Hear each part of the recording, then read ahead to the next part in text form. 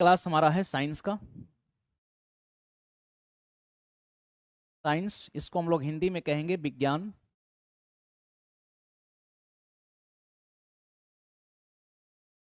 विज्ञान। तो सबसे पहले अगर हम बात साइंस की करें कि साइंस क्या है, तो अगर इसकी डेरिवेशन की अगर हम बात करें कि ये जो साइंस शब्द है इसकी उत्पत्ति कहाँ से हुई है, तो सबसे पहले अगर हम इसके डेरिवेशन की बात करें, डेरिवेशन यानी कि इस शब्द का जो है उत्पत्ति कहाँ से हुआ है, तो इस शब्द का उत्पत्ति हुआ है, एक शब्द है हमारे पास सिंटिया। कौन सा शब्द है? साइंटिया। तो साइंटिया नामक शब्द से जो है साइंस शब्द की उत्पत्ति हुई है। और सिंटिया की अगर हम मीनिंग की बात करें कि सिंटिया जो है इसका क्या मतलब होता है, तो सिंटिया का मतलब होता है नॉलेज। सिंटिया का मतलब होता है नॉलेज, जिसको कि आप हिंदी में क्या कहेंगे? ज्ञान, या फिर दूसरी शब्दों में इसको हम बोल सकते हैं टू नो। टू नो का मतलब हो गया जानना। टू नो का मतलब हो गया जानना।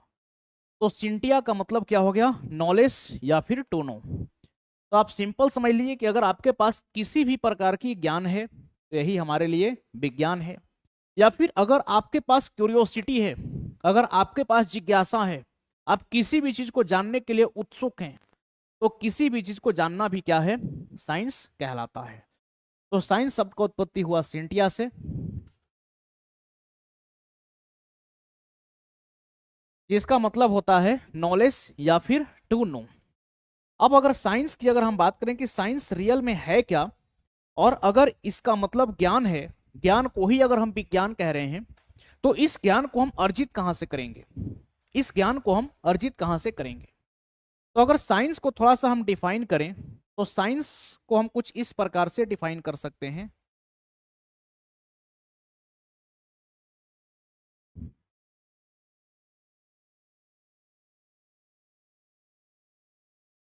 Knowledge gain through observation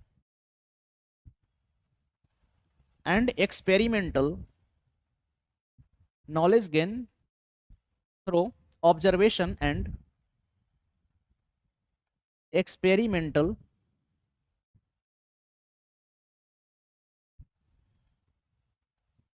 experimental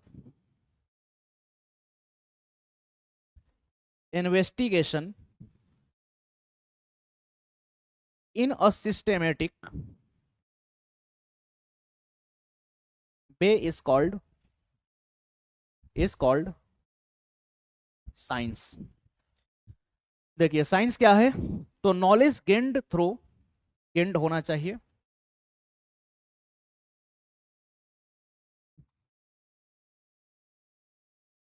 knowledge gained through observation and experimental investigation in a systematic way is called science. यानी कि अगर हिंदी में आप चाहें लिखें, लिखना चाहें तो आप लिख सकते हैं अवलोकन एवं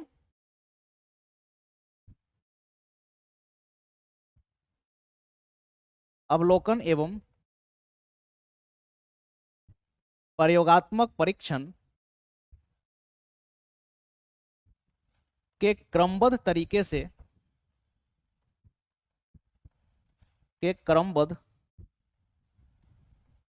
से अर्जित ज्ञान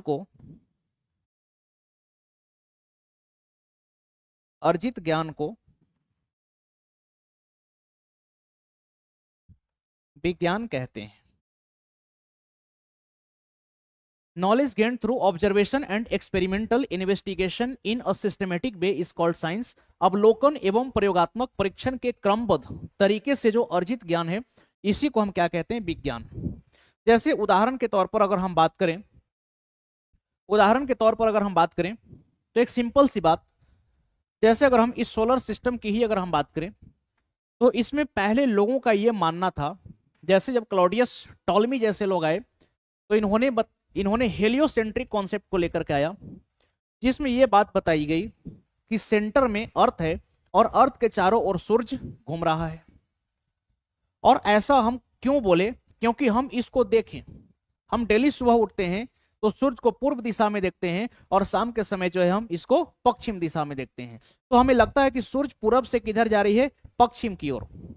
तो इसको हम देख रहे हैं, इसको ऑब्जर्व किए और फिर हम लोग समझ गए कि अच्छा सूरज जो है ये पश्चिम से पूर्व की ओर जाती है। और क्लॉडियस टॉलमी जैसे लोग जो है हेलियोसेंट्रिक कॉन्सेप्ट को लेकर के आ गए।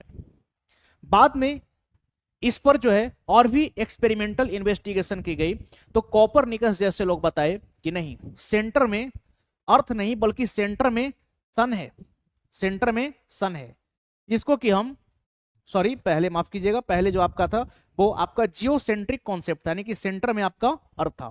फिर बाद में आया हेलियोसेंट्रिक कॉन्सेप्ट जिसमें बोला गया कि नहीं, सेंटर में कौन है? सन है और सन के चारों ओर हम घूम रहे हैं, लेकिन ऑर्बिट सर्कुलर है। बाद में जब केपलर्स जैसे लोग आए तो बोले कि बिल्कुल सेंटर में तो सन है, सन के चारों ओर अर्थ और अर्थ जैसे और भी प्लेनेट चक्कर काट रहे हैं, लेकिन रास्ता सर्कुलर नहीं बल्कि कैसा है? इलिप्टिकल है। इसी प्रकार से अगर हम छोटी सी डिस्कवरी की अगर हम बात करें, सर आइजैक न्यूटन का डिस्कवरी, तो जैसे एक सेब का कहानी आप लोग सुने होंगे कि एक पेड़ से सेब गिरा और न्यूटन साहब जो है ग्रेविटेशन को लिखती है। तो चलिए, अगर एक सेब के गिरने से ही अगर ग्रेविटेशन लिखा गया है, हालांकि इसमें कितनी सच्चाई है ये कोई नहीं जानता। हालांकि एक सेब के गिरने से कोई ग्रेविटेशन नहीं लिख सकता, इसके लिए न्यूटन साहब की पहले से ही बहुत सारी रिसर्च रही है इस पर। लेकिन अगर एक सेब गिरने की ही अगर हम घटना को लें तो न्यूटन साहब सबसे पहले इसको ऑब्जर्व किए, देखे, इसके बारे में सोचे, फिर इस पर कुछ एक्सपेरिमेंट उन्होंने किया, तब जाकर के जो नॉलेज निकल करके आई वो हमारे लिए क्या बन गया? विज्ञान बन गया। तो उसी प्रकार से अगर हम साइंस की बात करें कि साइंस क्या है, तो आप बोल सकते हैं कि अवलोकन एवं प्रयोगात्मक परीक्षण के क्रमबद्ध तरीके से अर्जित ज्ञान ही हमारे लिए क्या कहलाएगा? विज्ञान कहलाएगा। अब साइंस के अगर हम क्लासिफिकेशन की बात करें कि साइंस को हम किस प्रकार से क्लासिफाई कर सकते हैं, साइंस को हम लोग किस प्रकार से क्लासिफाई कर सकते हैं, तो अपने स्टडी के हिसाब से हम साइंस को 3 कैटेगरी में बांटते हैं।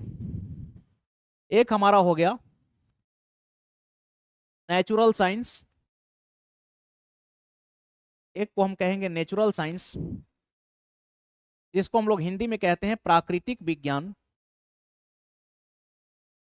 नेचुरल साइंस यानी कि प्राकृतिक विज्ञान।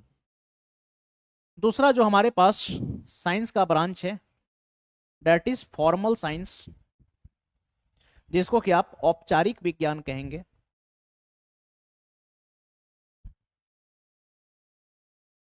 औपचारिक विज्ञान।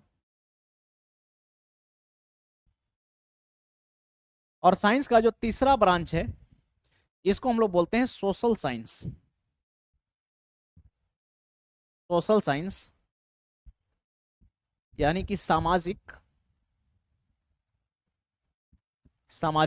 विज्ञान। अब यहां पर अगर हम देखें तो सोशल साइंस में किसको रखा गया है, सामाजिक विज्ञान में किसको रखा गया है? तो जो भी आपका साइंस या जो भी कल्चर हमारे समाज से संबंधित है, यानी कि सोशल साइंस में हम किसकी स्टडी करते हैं? तो साइंस और culture related to our society, यानी कि हमारे समाज से संबंधित जो भी कल्चर है, जो भी साइंस है, इसकी स्टडी को हम लोग बोलते हैं सामाजिक विज्ञान। बात अगर हम फॉर्मल साइंस की करें कि फॉर्मल साइंस में हम लोग क्या पढ़ते हैं, तो जैसे जो भी आप रीजनिंग की बात करते हैं, रीजनिंग।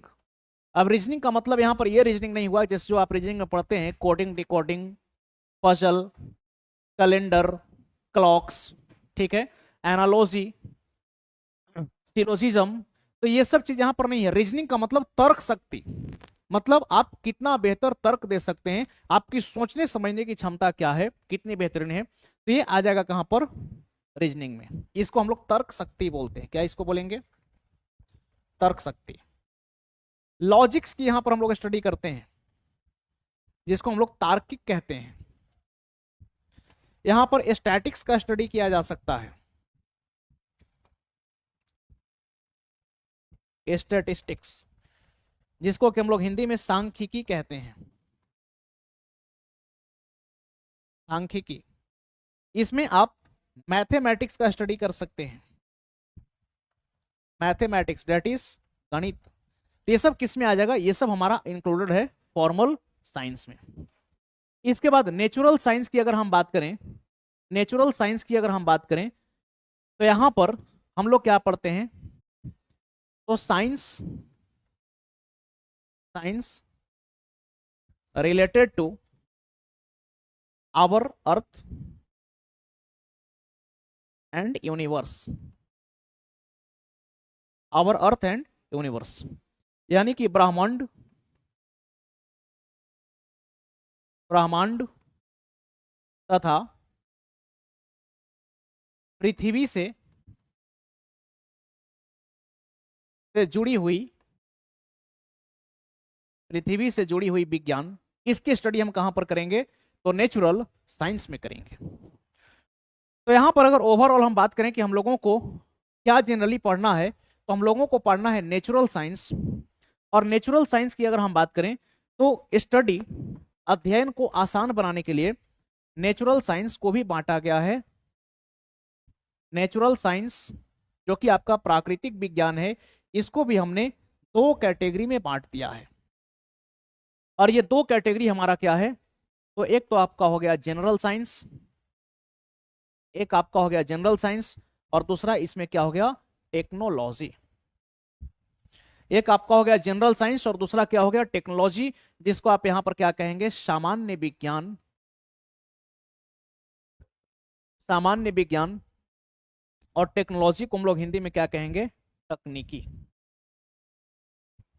और अगर आप किसी भी वनडे एग्जामिनेशन का तैयारी करते हैं तो जनरल साइंस तो आप पढ़ते ही हैं, लेकिन जैसे ही आप सिविल सेवा की तैयारी के क्षेत्र में आते हैं तो सिविल सेवा में आपको जनरल साइंस के साथ साथ टेक्नोलॉजी भी पढ़ना पड़ता है। इसीलिए देखिएगा सिलेबस में लिखा हुआ रहता है साइंस एंड टेक।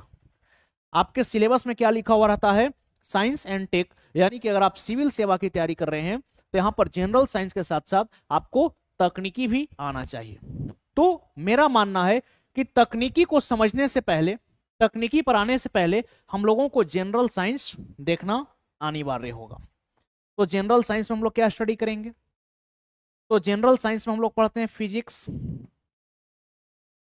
जिसको कि आप हिंदी में कहते हैं भौतिकी, भौतिकी। दूसरा इसमें हम लोग पढ़ते हैं बायोलॉजी, जिसको हम लोग बोलते हैं जीव विज्ञान, जीव विज्ञान। और तीसरा हम लोग क्या पढ़ते हैं, केमिस्ट्री, यानी कि रसायन शास्त्र, रसायन शास्त्र।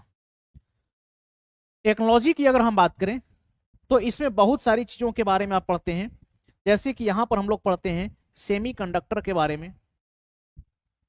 सेमीकंडक्टर आपका हो गया, सेमीकंडक्टर, या आम तरीके से अगर हम बात करें तो सिंपली आप मॉडर्न फिजिक्स कह लीजिए, मॉडर्न फिजिक्स, जिसको आप आधुनिक भौतिकी कहते हैं, जिसमें आपका एटॉमिक फिजिक्स आ जाता है। एटॉमिक फिजिक्स जैसे कि आपका जो है परमाणविक भौतिकी, इसके अलावा जो है आपका न्यूक्लियर फिजिक्स आ गया, न्यूक्लियर फिजिक्स, ठीक है। स्पेस से रिलेटेड बातें, टेक्नोलॉजी जैसे आपका नैनो टेक्नोलॉजी हो गया। तो बहुत सारी चीज, यानी कि जितना भी प्रकार का हमारा टेक्नोलॉजी है, जैसे स्पेस टेक्नोलॉजी इसमें भी आ जाएगा आपका, स्पेस टेक्नोलॉजी, स्पेस टेक्नोलॉजी, ठीक है। इससे रिलेटेड आपका प्रोग्राम, तो ये सब चीज का स्टडी हम लोग कहां पर करते हैं, टेक्नोलॉजी में। तो चलिए जब हम लोग टेक्नोलॉजी की शुरुआत करेंगे तो यहां पर फिर से हम लोग डिटेल में सिलेबस को एक बार डिस्कस करेंगे, लेकिन फिलहाल आज हमारा मकसद है जनरल साइंस को शुरू करना। तो ज्यादा समय नहीं लेते हुए हम लोग आएंगे कहां पर, जनरल साइंस की तरफ। और बात अगर हम करें जनरल साइंस की, बात अगर हम जनरल साइंस की करें तो इसमें फिजिक्स, बायोलॉजी और केमिस्ट्री आपको पढ़ना है, लेकिन सवाल है कहां से, सवाल है कहां से।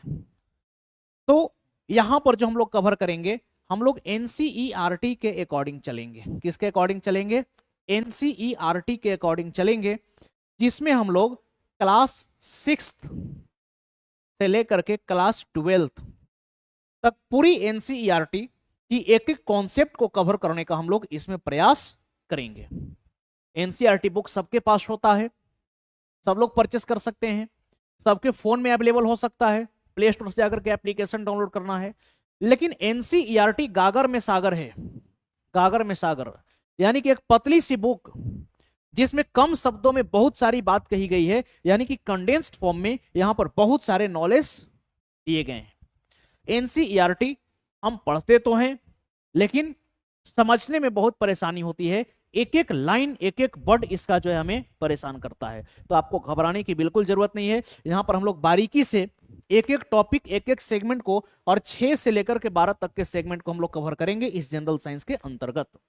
और विथ प्रैक्टिस विगत वर्ष जितने भी स्टेट में सिविल सेवा की परीक्षाएं आयोजित की गई हैं और जो भी प्रश्न पूछे गए हैं सामान्य विज्ञान से संबंधित, तो इसकी हम लोग यहां पर एनालिसिस भी करेंगे, डिटेल्ड एनालिसिस।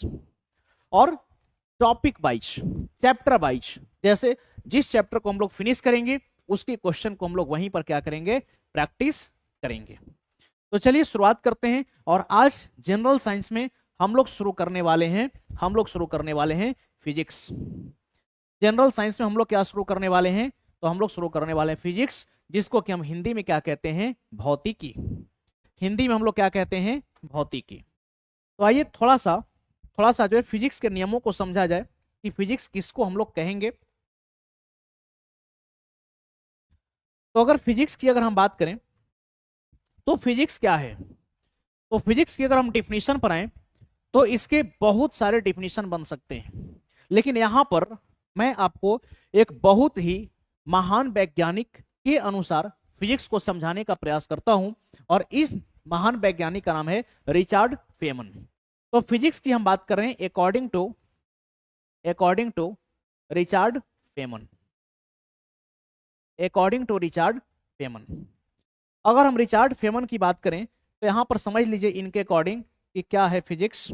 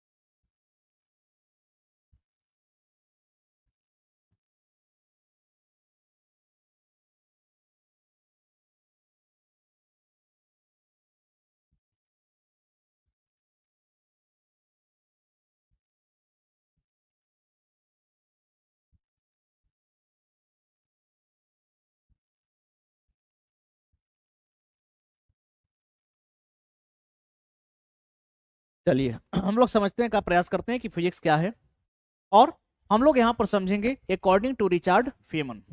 अगर हम इनके अकॉर्डिंग बात करें तो देखिए किसका गेम है, तो ये मान लीजिए कि एक चेस का गेम है। ये किसका गेम है, चेस का गेम।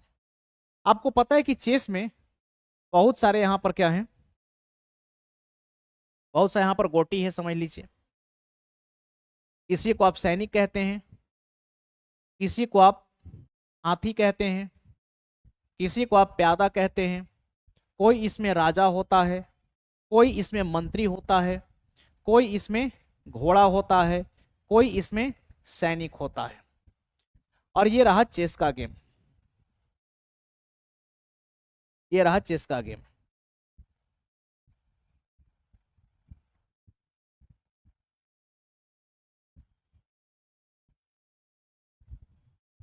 ये रहा चेस का गेम। अब इसमें घर गिनने नहीं लग जाइएगा, उसमें कुछ एरर हो सकता है, क्योंकि हम यहाँ पर गिन करके इसको नहीं बना रहे हैं, जस्ट आपको फिजिक्स समझाने का हम प्रयास यहाँ पर कर रहे हैं। मान लीजिए कि इस गेम को खेलने वाले 2 लोग हैं। ऑब्वियस सी बात है कि जब भी चेस का गेम होता है इसको 2 लोग मिलकर के ही खेलते हैं। तो इसका नाम हो गया ए, और यहां पर एक प्लेयर जो है इसका नाम है बी। चलिए, ए और बी नाम के दो प्लेयर चेस के गेम को क्या कर रहे हैं, खेल रहे हैं। यहां पर एक और प्लेयर है, एक और, सॉरी प्लेयर नहीं इसको कहेंगे, एक ऑब्जर्वर है जिसका नाम है सी, और यहां पर एक और व्यक्ति है, एक और व्यक्ति है जिसका नाम है डी। कहानी कुछ ऐसे समझिए, ए और बी क्या करेंगे, चेस को खेलेंगे, और जब चेस को खेलेंगे तो सी बैठ करके देखता रहेगा। सी क्या करेगा, इस चेस के खेल को बैठ करके देखता रहेगा और समझने का प्रयास करेगा। सी चेस के खेल को देखेगा बैठ करके और समझने का प्रयास करेगा, और फिर देख देख करके ये डी को बतलाएगा। जो भी बात इसको समझ में आएगा ये डी को बतलाएगा। ठीक है, तो यहां पर जो है, अब देखिए कहानी क्या है। तो यहां से टर्न आया, ये मान लीजिए कि सैनिक है, या फिर चलिए ये सैनिक है, बी अपने सैनिक को आगे बढ़ाया, तो इधर से ये भी अपने सैनिक को आगे बढ़ाया, बी फिर से अपने सैनिक को आगे बढ़ाया, यहां से ए फिर से अपने सैनिक को, ए फिर से अपने सैनिक को क्या कर रहा है, ए फिर से अपने सैनिक को आगे बढ़ाया, बी फिर से अपने सैनिक को आगे बढ़ाया, ए फिर से अपने सैनिक को आगे बढ़ाएगा, ए फिर से अपने सैनिक को आगे बढ़ाएगा। तो ये सी देख रहा है, सी देख रहा है, और सी कह रहा है कि सैनिक कैसे चलता है। तो ये सी कहेगा कि सैनिक सीधे चलता है। देखिए यहां पर चलता भी आया है, ये अपने सैनिक को ऐसे बढ़ाया है, और ये अपने सैनिक को ऐसे बढ़ाया है।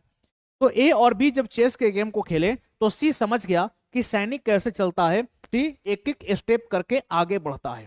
ये बात किसको बतलाएगा, डी को, कि भाई देखो इस खेल में जो सैनिक है ये एक एक स्टेप आगे चलता है।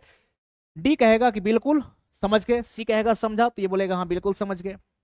आगे देखिए खेल क्या होती है कि जैसे ही बी अपने सैनिक को आगे बढ़ाया, तो अब खट्टाक से ए क्या किया कि इसके सैनिक को हिट कर दिया, ए इसके सैनिक को हिट कर दिया। लेकिन कैसे हिट किया, तिरछा। अब ये चौंक गया, सी चौंक गया, बोला कि ये क्या हो गया भाई, सैनिक तो सीधे चलता है लेकिन ये मार तो तिरछा रहा है। ये कहेगा कि थोड़ी सी अमेंडमेंट करने की आवश्यकता है। अब फिर से सी डी को कहेगा कि देखो भाई बात ऐसा है, कि यहां पर सैनिक चलेगा तो सीधा, लेकिन जब इसको मार करना होगा तो ये तिरछा वार करेगा। तो ये बोला कि ठीक है समझ गए। तो इसी प्रकार से ये खेल चलता रहेगा, और इसको सी देखता रहेगा, और सी को जो जो बातें समझ में आएगी वो डी को बताता जाएगा, डी इसको सुनते जाएगा। कुछ अगर परिवर्तन होगा तो फिर से उसको चेंज करके फिर नई बातों को कौन बतलाएगा, फिर से नई बातों को सी बतलाएगा। किसको बतलाएगा, डी को बतलाएगा। तो रिचार्ड फेमन इस चेस गेम के माध्यम से समझाते हैं। इनका कहना है कि ये जो पूरा का पूरा चेस का गेम आप देख रहे हैं, ये जो पूरा का पूरा चेस का गेम है, ये जो पूरा का पूरा चेस का गेम है, ये हो गया हमारा फिजिकल वर्ल्ड। ये क्या हो गया, फिजिकल वर्ल्ड, जिसको कि हम लोग हिंदी में क्या कहेंगे, भौतिक दुनिया या फिर भौतिक संसार। और ए और बी मिलकर के ये जो चाल चल रहे हैं इस भौतिक वर्ल्ड में, ये क्या कहलाएगा, तो ये हमारा कहलाएगा नेचुरल फेनोमेना। ये क्या कहलाएगा, तो ये कहलाएगा नेचुरल फेनोमेना कहलाएगा, जिसको कि हम कहेंगे प्राकृतिक घटना। इसको हम क्या कहेंगे, इसको हम कहेंगे प्राकृतिक घटना, नेचुरल फेनोमेना है ये। और प्राकृतिक घटना कहां पर घट रही है, तो ये भौतिक दुनिया में घट रही है, भौतिक दुनिया में प्राकृतिक घटनाएं घट रही है। और ये देखने का काम कौन कर रहा है, सी क्या है, तो सी ऑब्जर्वर था, सी जो आपका ऑब्जर्वर था यानी कि जो प्रेक्षक था, ये भौतिक दुनिया को देख रहा था और भौतिक दुनिया में घटने वाली प्राकृतिक घटनाओं पर यह नजर बनाए हुए था, और एक एक घटना को बारीकी से समझ रहा था और लोगों को समझाने का प्रयास कर रहा था। तो ये सी क्या कहलाएंगे, ये सी जो ऑब्जर्वर है इसको हम लोग बोलेंगे साइंटिस्ट, दैट इज वैज्ञानिक। ये हो गया हमारा वैज्ञानिक। और ये वैज्ञानिक जो भी अपनी विचारधाराओं को, जो भी लॉस, जो भी कायदे कानून, जो भी नियम कानून बना रहे हैं, ये किसको बता रहा है? डी को। तो डी क्या हो गए? तो डी हो गए common people of world. D क्या हो गए? तो डी हो गए common people of world. Common people of world यानी कि संसार के आम लोग। क्या कहेंगे? संसार के आम आम लोग हो गए, जैसे कि हम और आप। हम लोग क्या करेंगे कि वैज्ञानिकों के द्वारा जो भी बनाई गई लॉज है, इसी को हम लोग फॉलो करके आगे बढ़ेंगे। अगर लॉज में कुछ अमेंडमेंट होती है तो हमको फिर से ये बात क्या करना होगा? स्वीकार करना होगा। जैसे पहले ही आपको उदाहरण बताए कि क्लॉडियस टॉलमी जब आए तो बोल दिए कि सेंटर में अर्थ है और इसके चारों ओर सन घूम रहा है, हम लोगों ने मान लिया। फिर कॉपरनिकस आए, ये बोले कि नहीं, सेंटर में सन है और घूम अर्थ रही है सर्कुलर ऑर्बिट में, हमने माना। तो इसमें अमेंडमेंट हुआ कि नहीं? फिर से एक वैज्ञानिक आए, जोहान्स केपलर, ये बोले कि ठीक है, कॉपरनिकस की बात ठीक है, बीच में अर्थ है, सॉरी बीच में सन है और सन के चारों ओर अर्थ और बाकी प्लैनेट घूम रहे हैं, लेकिन ऑर्बिट सर्कुलर नहीं बल्कि इलिप्टिकल पाथ है। इसको भी हम लोग स्वीकार कर लिए और अभी तक इसी को स्वीकार करते आए हुए हैं। अगर कुछ और अमेंडमेंट होती है भविष्य में तो उसको हमें स्वीकार करना होगा। तो एक बार फिर से समझते हैं, ये चेस का गेम आपका हो गया फिजिकल वर्ल्ड यानी कि भौतिक दुनिया, और इसके अंदर जो चेस का गेम चल रहा है ये आपका नेचुरल फिनोमेना यानी कि प्राकृतिक घटना हो गया। और इसको जो देखने का प्रयास कर रहा है ये ऑब्जर्वर है, जिसको प्रेक्षक आप कर रहे हैं। दरअसल ये वैज्ञानिक हैं, साइंटिस्ट हैं, और इनके द्वारा जो भी लॉज बनाए गए हैं जिसको कि हम लोग फॉलो कर रहे हैं, यानी कि डी नाम के कैरेक्टर्स जो रिप्रेजेंट कर रहे हैं, ये कॉमन पीपल हो गए इस वर्ल्ड के, संसार के आम लोग हो गए। तो यहां से सिंपल सी बात, अगर फिजिक्स को हम एक लाइन में डिफाइन करना चाहें कि फिजिक्स क्या है, फिजिक्स को अगर हम एक लाइन में डिफाइन करना चाहें कि फिजिक्स क्या है, तो हम इसको बोल सकते हैं कि फिजिक्स क्या है? तो physics is the study of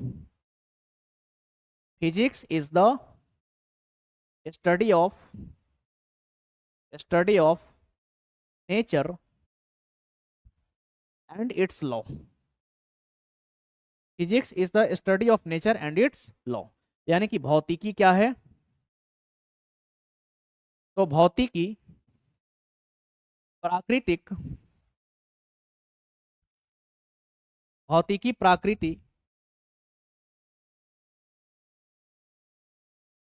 प्रकृति तथा इसके नियमों का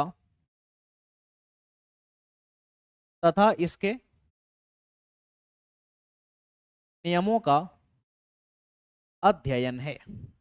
भौतिकी क्या है? तो भौतिकी प्राकृतिक तथा इसके नियमों का अध्ययन है। Physics is the study of nature and it's law, एक लाइन में। बाकी फिजिक्स के बारे में आप अनंत परिभाषा को बता सकते हैं, लेकिन फिजिक्स हमारे नेचर का स्टडी है और नेचर से संबंधित जो लॉज हमने सीखे हैं इसी का स्टडी है। जैसे अगर आप नजर उठा करके देखिएगा अपने दैनिक जीवन में, अपने आसपास की परिवेश में, तो आपको हर जगह फिजिक्स सम्मिलित दिखेगी। फिजिक्स हर जगह इंक्लूडेड है। क्योंकि फिजिक्स की जब हम बात करते हैं तो इसमें हम नेचर की स्टडी करते हैं, और अगर हम इस यूनिवर्स की बात करें तो इस यूनिवर्स में 95% एनर्जी है, मात्र 5% मैटर है।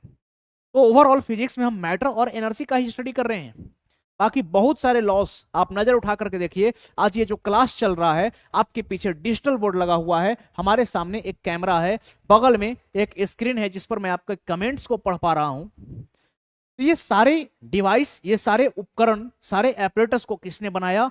तो ये सारे एपरेटस को फिजिक्स ने बनाया। ये सब के सब फिजिक्स के नियमों पर काम करते हैं। हाँ, ये बात अलग है कि ये डिजिटल बोर्ड आज के डेट में ये मॉडर्न फिजिक्स के जो है कायदे कानून पर काम कर रहा है। हमारे पास पंखा चल रहा है, बगल में एसी है, ये सब जो है फिजिक्स के ही नियमों पर काम कर रहे हैं। और सबसे बड़ी बात कि इनको ऑपरेट करने के लिए क्या चाहिए? इलेक्ट्रिसिटी। तो इलेक्ट्रिसिटी की भी स्टडी हम कहां पर करते हैं? फिजिक्स में करते हैं। हीट की स्टडी हम कहां पर करते हैं? फिजिक्स में। अगर किसी भी वस्तु को हम देख पा रहे हैं, ये लाइट की वजह से पॉसिबल हो रहा है, लाइट का स्टडी यानी कि ऑप्टिक्स का स्टडी कहां पर करते हैं? फिजिक्स में।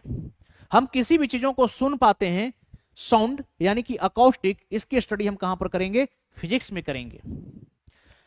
अगर पृथ्वी सूर्य के चारों ओर घूम रही है तो यहाँ पर सन और अर्थ के बीच में एक अट्रैक्शन का फोर्स काम कर रहा है, दैट इज ग्रेविटेशनल फोर्स, गुरुत्वाकर्षण बल। हम कहां पर अध्ययन करते हैं? फिजिक्स में।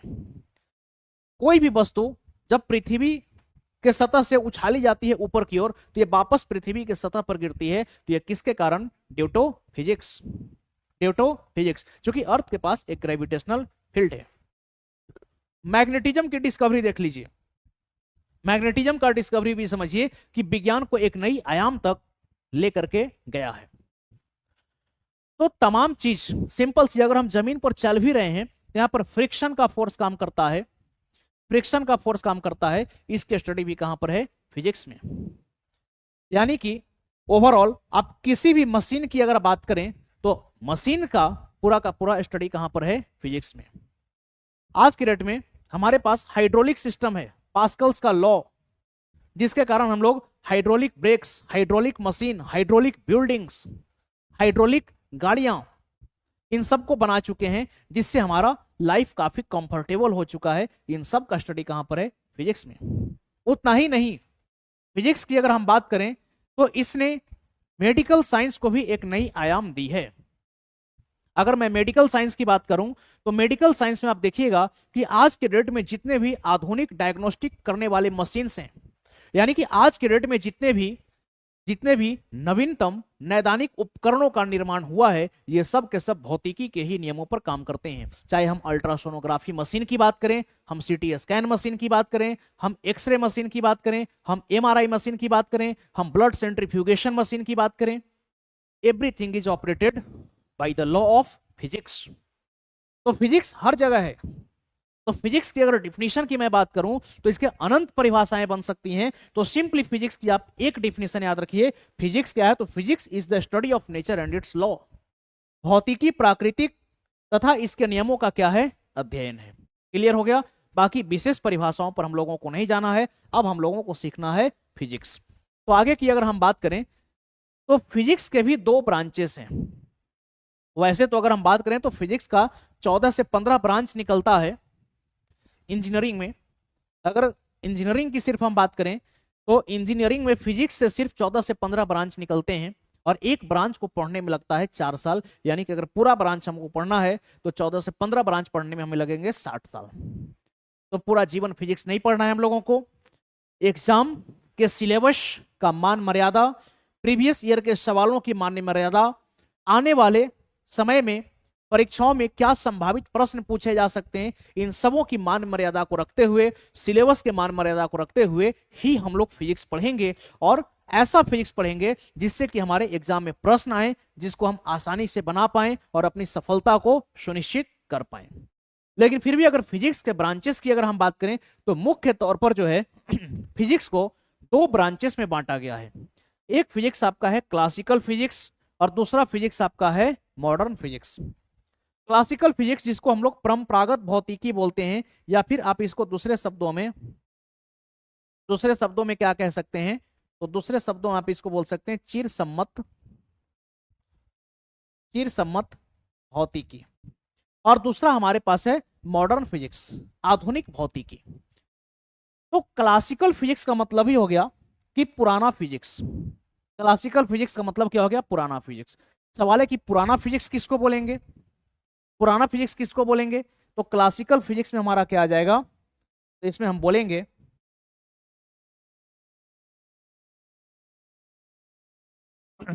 Study of physics,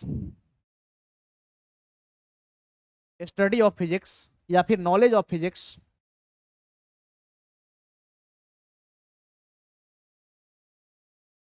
knowledge of physics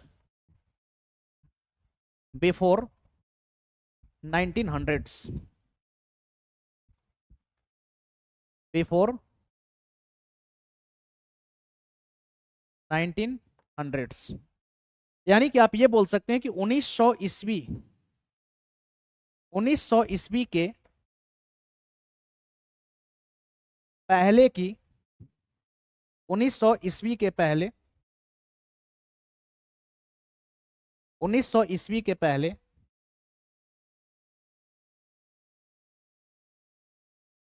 भौतिकी में अर्जित ज्ञान। 1900 ईस्वी के पहले फिजिक्स में हमने जो भी नॉलेज अचीव किए हैं, 1900 ईस्वी के पहले फिजिक्स के क्षेत्र में हम लोग जो भी नॉलेज को अचीव किए हैं, इसकी स्टडी हम लोग करते हैं क्लासिकल फिजिक्स में।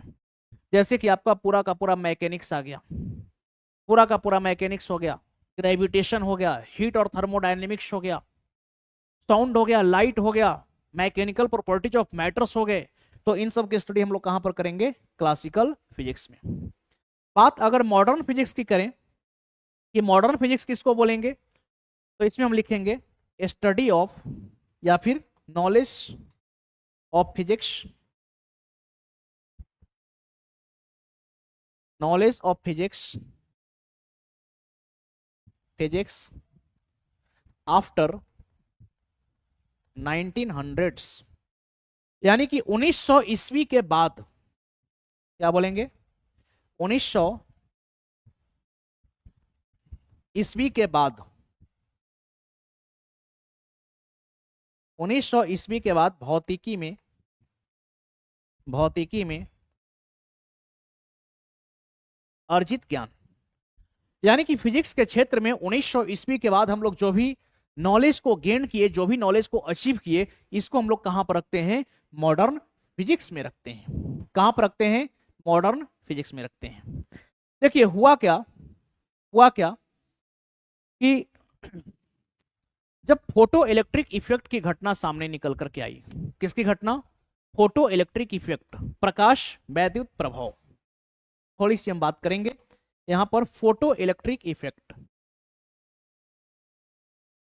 फोटो इलेक्ट्रिक इफेक्ट, जिसको कि हम लोग हिंदी में बोलते हैं प्रकाश वैद्युत प्रभाव। इसकी घटना की जब हम बात करते हैं तो इस घटना में क्या है कि अगर हमारे पास कोई एक मेटालिक सीट है, अगर हमारे पास कोई मेटालिक सीट है और इस पर जब किसी एक फ्रीक्वेंसी की लाइट फॉल करती है, क्या फॉल करती है? लाइट फॉल करती है, तो यहां से इलेक्ट्रॉन का इमिशन होता है। किसका इमिशन होता है? इलेक्ट्रॉन। यानी कि किसी भी धातु पर जब एक उचित आवृत्ति की प्रकाश आपतित होती है तो यहां से एक इलेक्ट्रॉन उत्सर्जित होता है। इसी घटना को हम लोग बोलते हैं फोटो इलेक्ट्रिक इफेक्ट। तो चलिए फोटो इलेक्ट्रिक इफेक्ट की अगर हम बात करें तो फोटो इलेक्ट्रिक इफेक्ट का डिस्कवरी हर्ट्ज के द्वारा किया गया। बाद में इसमें मिलिकन के द्वारा भी बहुत सारी एक्सपेरिमेंट की गई है, लेकिन यहां पर डिस्कवरी तो किया गया, लेकिन इसके बारे में किसी को कोई जानकारी नहीं थी कि ये जो घटना घटित हो रही है ये आखिर क्यों हो रही है, इसके पीछे की साइंस क्या है, इसके पीछे का रीजन क्या है, यानी कि इसको कोई एक्सप्लेन नहीं कर पाया था। तो फोटो इलेक्ट्रिक इफेक्ट को एक्सप्लेन करने के लिए सबसे पहली बार कौन आए? Albert Einstein. सबसे पहली बार कौन आए? Albert Einstein. यानी कि देखिए फोटो इलेक्ट्रिक इफेक्ट की अगर हम बात करें तो photo electric effect was first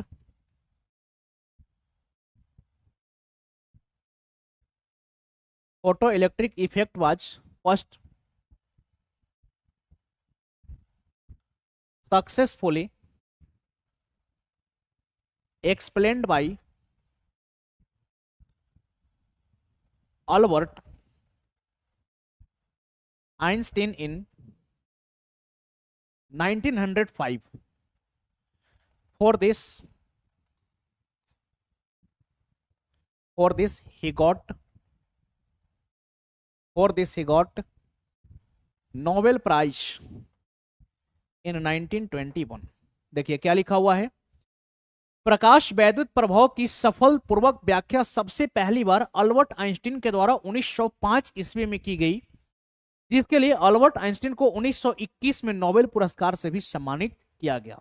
तो सबसे पहली बात ध्यान में रख लीजिएगा, क्वेश्चन आता है कि अल्बर्ट आइंस्टीन को जो नोबेल प्राइज मिला ये किस क्षेत्र में मिला? क्या थ्योरी ऑफ रिलेटिविटी को एक्सप्लेन करने के लिए, यानी कि सापेक्षता के सिद्धांत की व्याख्या के लिए? तो हमारा आंसर होगा नहीं। यहां पर हम लोग गलती कर बैठते हैं। याद रखिएगा अल्बर्ट आइंस्टीन जो कि एक जर्मनी के वैज्ञानिक हैं, इनको नोबेल प्राइज मिला है फोटो इलेक्ट्रिक इफेक्ट की घटना को समझाने के लिए। ये 1905 में ही समझा दिए। एक ऐसे वैज्ञानिक हैं जो कि कल्पनाओं में जीते हैं, कल्पनाओं में जीते हैं। और भी वैज्ञानिकों की काम करने की जो तरीका होती है, पहले ऑब्जर्वेशन होता है, फिर एक्सपेरिमेंट होता है, फिर कंक्लूजन निकलता है, तब जाकर के लॉस बनती है। लेकिन अल्बर्ट आइंस्टीन ये इमेजिनेशन की दुनिया में रहते थे, काल्पनिक दुनिया में रहते थे, और ये सोच करके पहले ही थ्योरी को लिख देते थे, और इनकी थ्योरी को पढ़ करके वो बात किसी न किसी वैज्ञानिक के द्वारा साबित कर दी जाती थी। और याद रखिएगा, अल्बर्ट आइंस्टीन जर्मनी के उस क्षेत्र से बिलोंग करते थे जहां पर इनकी लैंग्वेज बद से बदतर थी, और इन्होंने विज्ञान को एक नई आयाम तक भी लेकर के गए, और ये साबित कर दिए कि साइंस लैंग्वेज का मोहताज नहीं है, साइंस समझ की विषय है। हिंदी इंग्लिश मैटर नहीं करता है, साइंस समझ में आनी चाहिए, चाहे आप जिस भी लैंग्वेज में इसको समझ सकते हैं, समझिए। ये साबित किए कौन? Albert Einstein. और ये सबसे पहली बार है, और फोटो इलेक्ट्रिक इफेक्ट को क्या कर दिए? एक्सप्लेन कर दिए। कैसे एक्सप्लेन किए, तो थोड़ा सा इस पर भी हम बात करते हैं। दरअसल अल्बर्ट आइंस्टीन जो है, ये 3 लोगों को अपना आदर्श माना करते थे। एक महात्मा गांधी को, दूसरा एक महात्मा गांधी को, और दूसरा जो है ये अपना आदर्श मानते थे मैक्सवेल को। किनको मानते थे? मैक्सवेल को। तो यहां पर जो है, और तीसरा आदर्श ये मानते थे सर आइजैक न्यूटन को। एक महात्मा गांधी, दूसरा मैक्सवेल, और तीसरा न्यूटन साहब। तो देखिए, मैक्सवेल साहब बोले थे कि लाइट इलेक्ट्रोमैग्नेटिक वेव है, जबकि सर आइजैक न्यूटन के द्वारा कहा गया था कि लाइट जो है एक प्रकार का पार्टिकल है, लाइट एक एनर्जी पार्टिकल है, प्रकाश ऊर्जा कण है, जो कि बाद में हाइगन्स नाम के एक वैज्ञानिक के द्वारा चैलेंज की गई थी। और हाइगन्स साहब जब आए तो बोले कि नहीं, लाइट कोई एनर्जी पार्टिकल नहीं है, बल्कि लाइट वेव है, एक मैकेनिकल वेव है। तो इनसे लोगों ने प्रश्न पूछा कि तो बताइए कि ये स्पेस में कैसे चलता है, तो इन्होंने ईथर मीडियम की कल्पना की थी। लेकिन सर आइजैक न्यूटन पहले ही बोल दिए थे कि लाइट एनर्जी पार्टिकल है। और ये ऐसे व्यक्ति हैं अल्बर्ट आइंस्टीन, कि महात्मा गांधी, न्यूटन साहब और मैक्सवेल, ये 3 वैज्ञानिकों को अपना आदर्श मान चुके हैं। तो लाइट एनर्जी पार्टिकल है, इस पर भी ये विचार किए, और विचार किए तो यहीं से इनको क्लू मिला, और ये एक्सप्लेन कर दिए, एक्सप्लेन कर दिए। दरअसल ये फोटो इलेक्ट्रिक इफेक्ट को कैसे एक्सप्लेन किए, तो ये सबसे पहले बताए कि यहां पर जो, अगर मान लीजिए कि हमारे पास कोई एक मेटालिक शीट है, ये क्या है? मेटालिक शीट है। तो सबसे पहले तो ये बताए कि ये जो हमारा एजम्पशन होता है कि लाइट इस प्रकार से फॉल कर रहा है, ये लाइट कंटिन्यूअस नहीं होंगे, लाइट कंटिन्यूअस, लाइट जो है कंटिन्यूअस नहीं होगा, बल्कि ये बताया कि लाइट डिसकंटिन्यूअस होगा। ये कैसे एक्सप्लेन किए, तो इसको समझिए। ये बोले कि ये जो मेटालिक शीट है, ये जो हमारे पास एक मेटालिक शीट है, ये जो एक मेटालिक शीट है, इस पर लाइट छोटे छोटे पार्टिकल्स के रूप में आ रहा है। लाइट इस पर कैसे आ रहा है? तो लाइट इस पर छोटे छोटे पार्टिकल के रूप में आ रहा है, और जैसे ही यहां पर ये टकरा रहा है इलेक्ट्रॉन से, तो इलेक्ट्रॉन को इतना एक्सेस एनर्जी दे देगा कि यहां से इलेक्ट्रॉन बाहर इमिट कर जाएगा। और एक छोटे से, ये जो स्मॉल पैकेट आप देख रहे हैं, स्मॉल पैकेट जो आप देख रहे हैं, स्मॉल पैकेट ऑफ जो लाइट है, लाइट है, इसका ये नाम क्या दिए? तो इसका ये नाम दिए फोटोन। इसका नाम ये क्या दिए? तो इसका ये नाम दिए फोटोन।